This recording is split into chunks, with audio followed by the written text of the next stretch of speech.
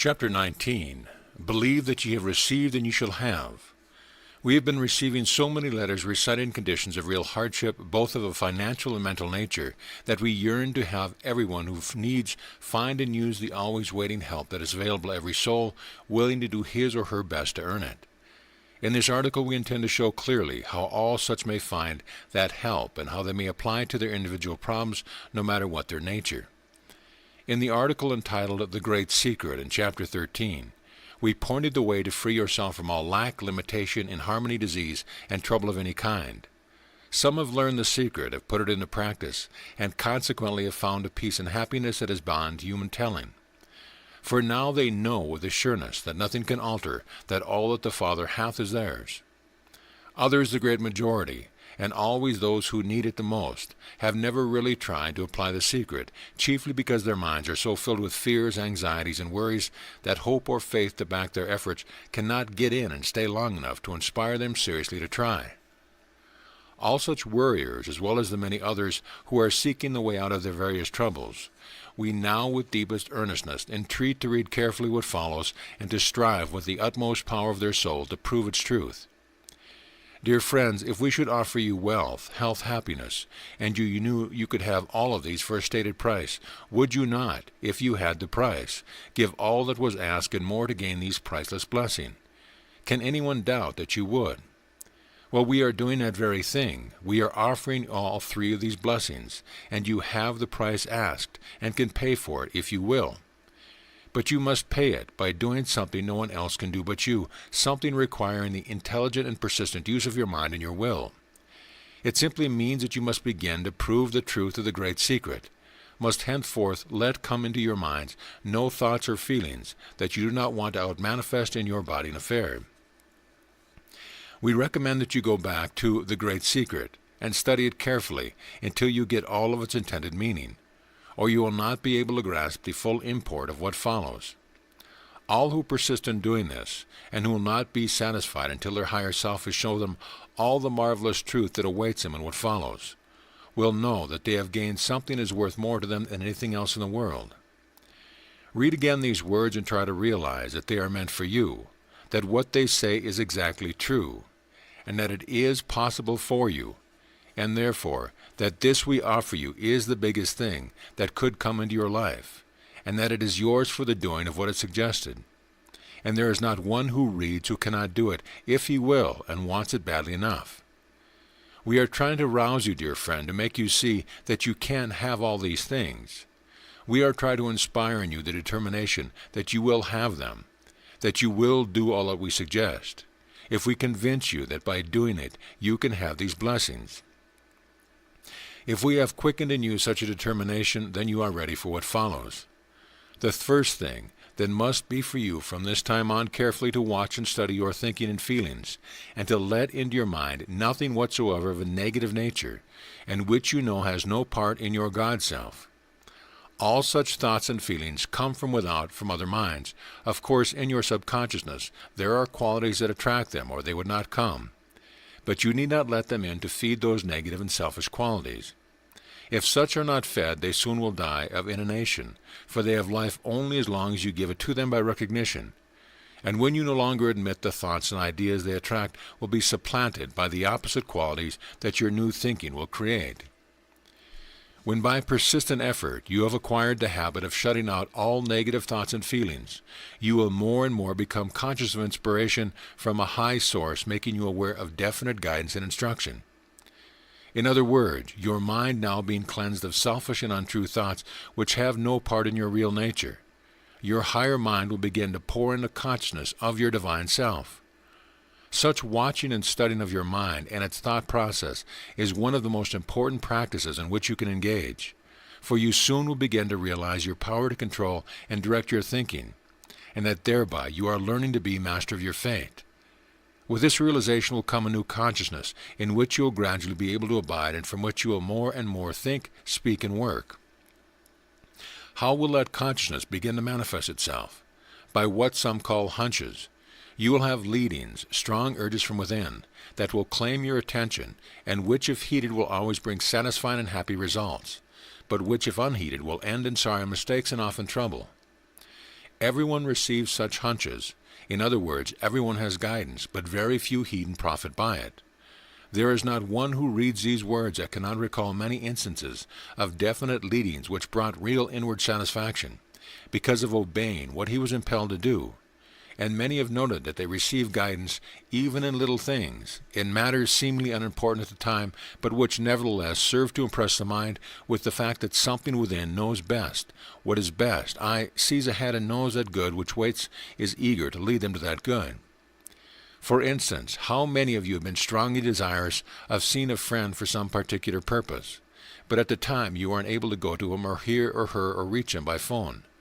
When that friend suddenly either called you by phone or came to see you, or something may have directed you to the window, and looking out you saw the friend coming up the street or taking a car to his home, or in other words, some definite answer came to your silent call, which set your mind at rest. Many are the instances of hunches obeyed, which have saved lives, prevented accidents, brought friends together, won desired ends, proving that some benevolent force was working to bring these things about. Now, by such hunches or leadings, we intend to prove to you that every human soul always has present within itself that which will unerringly guide it in every detail of its life towards its greatest goal.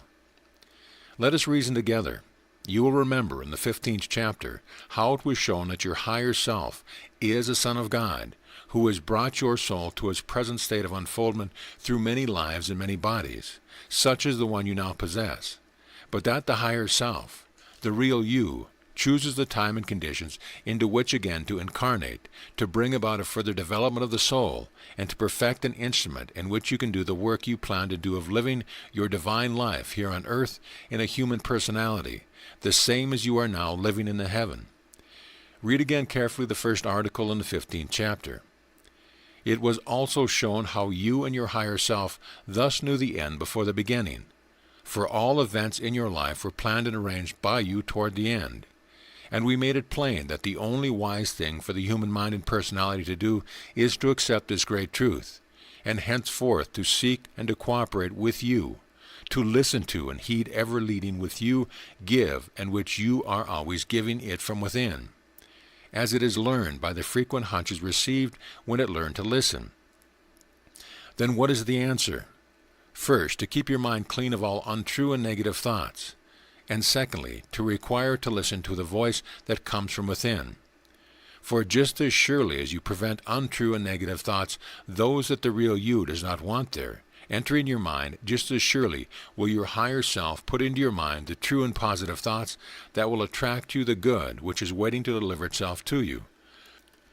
But this good cannot come to you until you want it more than anything else in life, which means when you are eager to do everything necessary to let it come, and will keep your mind clean and free of all thoughts that are not God's intended thoughts for you. For your higher self is God in you, and he can work and express himself only through a mind channel made clear and perfect for his use. This, of course, means all thoughts of a negative nature about being sick, poor, or weak, or discouraged, or lacking in anything, for such are untrue of God, and likewise of a Son of God, who knows that all that the Father has is his. We know how appearances hinder and flaunt themselves before you, making it so hard for you to believe or do what we have stated. But obstacles are given you to overcome in order to enable you to develop and use your spiritual power. You must always remember that Spirit alone is, and that you and all things exist only in Spirit, that is, in the one consciousness, nowhere else. Also that what you think and believe, and thus hold in consciousness, exists to you, and such always out-manifest in your life and affairs. Therefore you must see and believe only the true and eternal things, the things of the kingdom, which your true self is waiting to shower upon you when you are ready to accept them. By thus seeing and knowing, and holding only to the truth will surely make you free. Also by abiding in the consciousness of your real self, the God you, and letting his words only abide and rule you, you need ask for nothing. For then all good things will pour in freely upon you. A mind that refuses to be misled by appearances, and persistently holds in consciousness only the good, the true, the beautiful, and the perfect things that exist in the kingdom, will as surely as tomorrow comes see these things out manifest in its owner's life. Do you want them to manifest in your life? Of course you do. Can you do the simple things required of you to attain them? Well, of course you can. For your higher self is a son of God, has all power, and is yearning to help you to attain them. For then he will have in you a perfect instrument through which he can do that for which he has long been preparing you for. You can see how this applies definitely and perfectly to the financial problem. If, as a son of God, all that the Father has is yours, then you must abide in the knowing, and let no appearances of whatsoever kind affect that knowing. Conditions of lack are permitted principally to bring you to that knowing, for not until you learn to know, and to hold to the truth of the rich abundance of all things that are yours as a son of God, will you ever be free from the consciousness of lack. Likewise is sickness permitted, in order to bring you to the knowing that a son of God, an immortal soul, dweller in many bodies, is a spiritual being, whose life and intelligence rules the flesh and knows not in harmony and disease.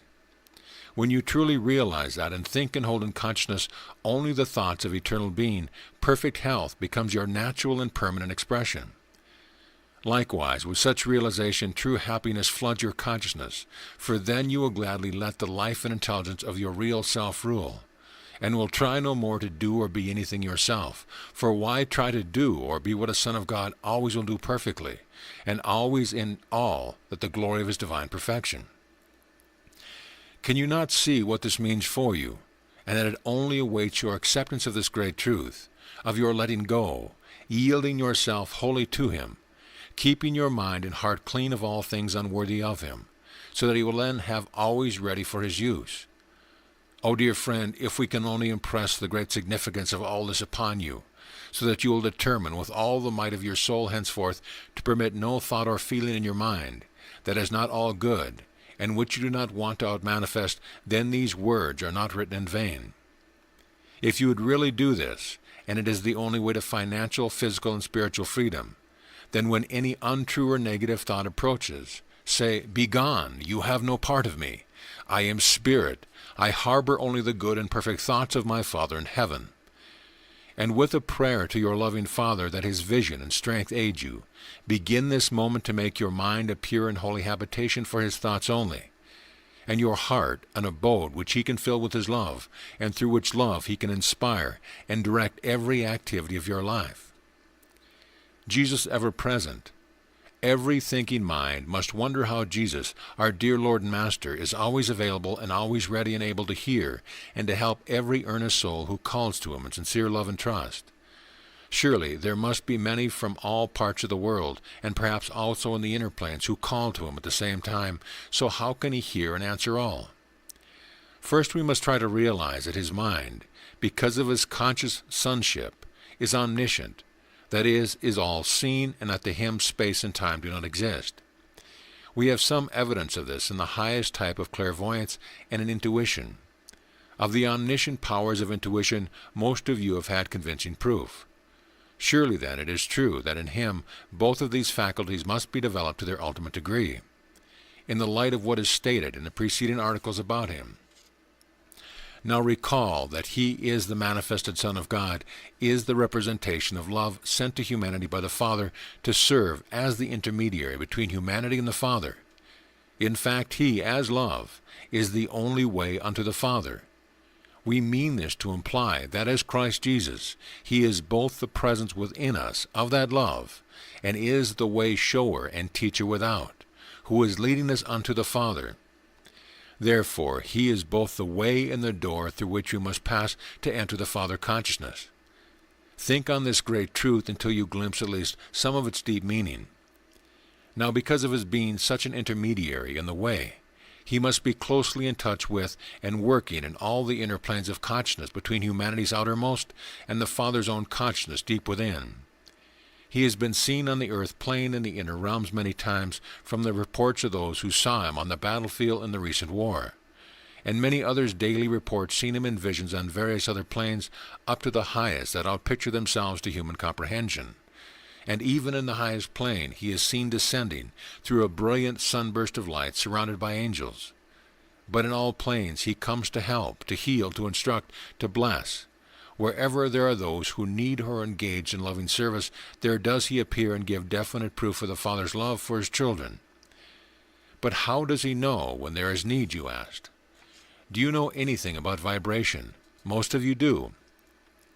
Those who understand about tuning in on a radio to a certain wavelength to get what is on the air, is being broadcasted by a certain station.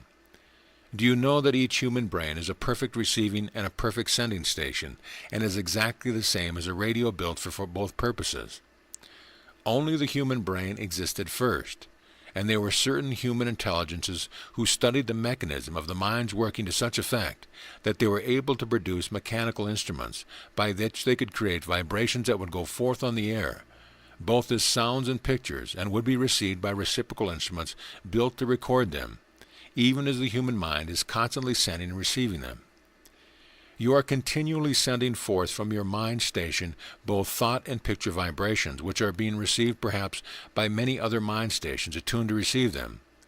And it is from other mind sending stations that you are continually getting the many thought pictures and suggestions which enter your mind station if you do not have to shut it off. The trouble is very few turn off their mental switches, but let anything of whatever nature that happens to be on the air come in. And they may be hearing jazz music, jazz talks, and seeing jazz pictures all day long, just as some let their radios run all day long and most of the night also. Now, selfless love is the highest vibration known to man, and is the vibration above all vibrations to which Christ Jesus is attuned. Therefore, when anyone in pure and selfless love directs their thoughts to him, he receives them as your radio receives what comes from the station to which it is tuned to. And to his mind, being of the highest type, there comes also a vision of the sender accompanying his or her thought vibrations, even as television machines bring pictures of those speaking or singing amid the scenes that surrounds them. You all know that this is done instantaneously, but Jesus' mind, because of it being such a high type, is in no way limited, as are mechanical instruments, and he can receive and appreciate messages coming at the same time from many senders, and can answer them all by instantaneous loving thoughts and blessings sent in return. And if you will think how television operates, you can glimpse how in psychic visions the Master seems to appear before the various seers and to speak or to bless them, or whatever it is that he intends to convey. The fact in most cases, probably, is that he just sends his loving messages mentally, and the human mind, being naturally far less perfect than his mind, receives and outpictures it according to the nature of its religious and mental training, believing him to be personally present, even as some might believe a television picture was an actual experience enacted in their presence. Those who have studied the processes of the human mind know that its nature is such as automatically to build mental pictures of every thought vibration that enters the consciousness. A thought thus becomes a picture, and on all the outer and inner planes of human consciousness, what one really sees are the mind's picturized interpretation of thoughts or vibrations coming from the minds of others. These pictures or thought creations fill the astral and mental realms of mortal consciousness, and as they all have to be redeemed and lifted up into Christ consciousness, you can see what a work we have to do. But with the Master's help, we who know are about our Father's business, which is carrying the light of love, of the Christ knowing, down into the darkness of men's mind, lighting them as fast and as much as is possible at the present time.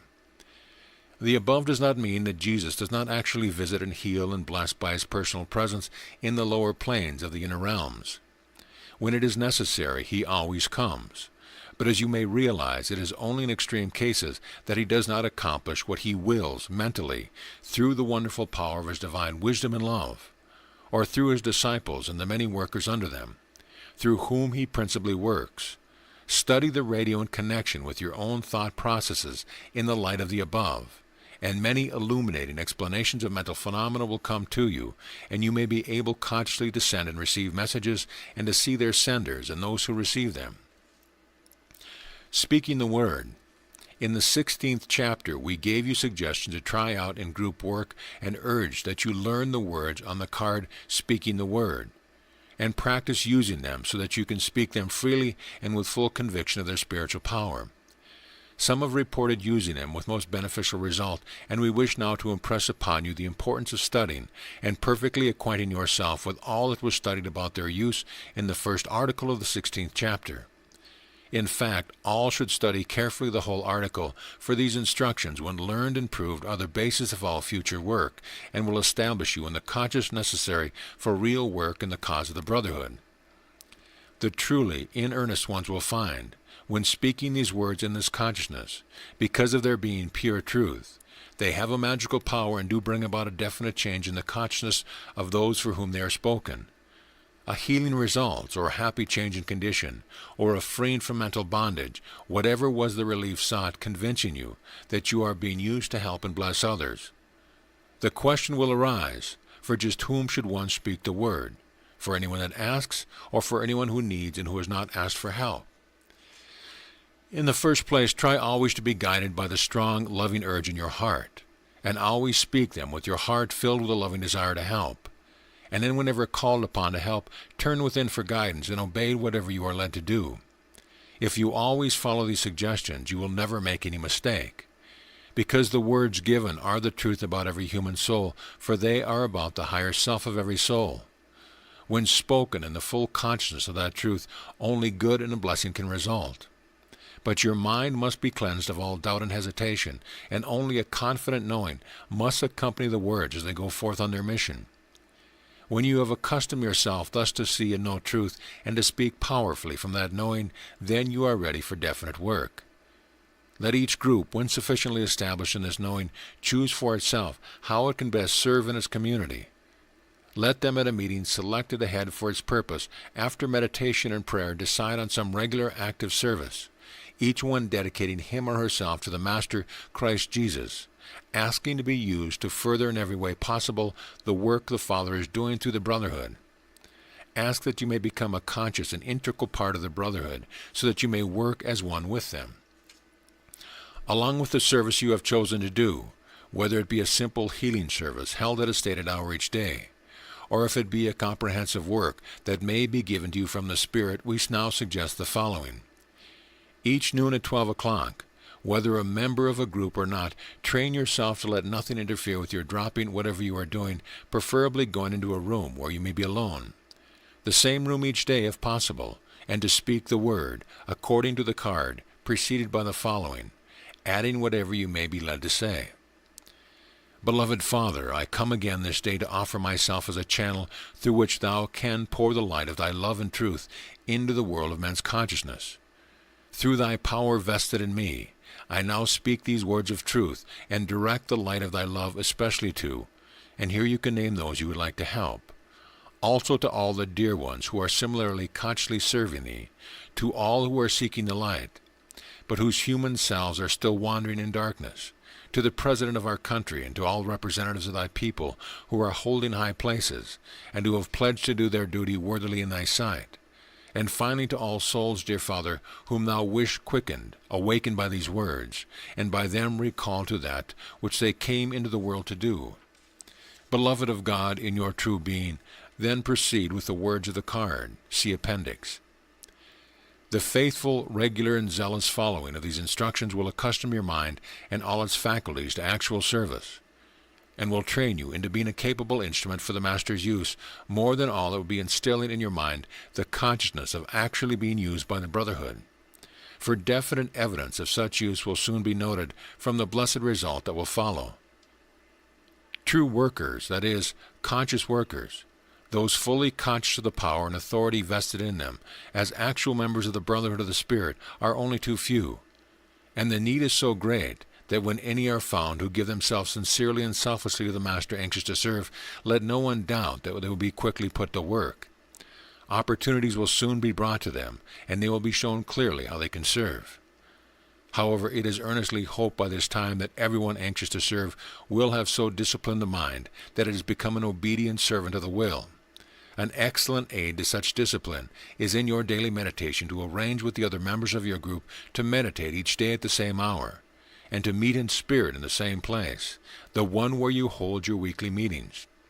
Try to see each one sitting in his or her regular chair, and to know if they are actually there, and check up afterwards to prove if you are correct in determining if they were or were not present meditating with you. For those who feel and see themselves in their places at such times are actually there in their soul bodies, and will be seen or sensed by the others who are sensitive enough. This is the most valuable practice, for it may develop clairvoyant and other powers that will prove itself most useful in many ways, as you will soon learn. Thus you will find yourself coming into that which your higher self intended from the beginning, the power to serve and to be a selfless instrument for His use. May it speedily manifest for each one who reads these words, is our earnest prayer. End of lesson.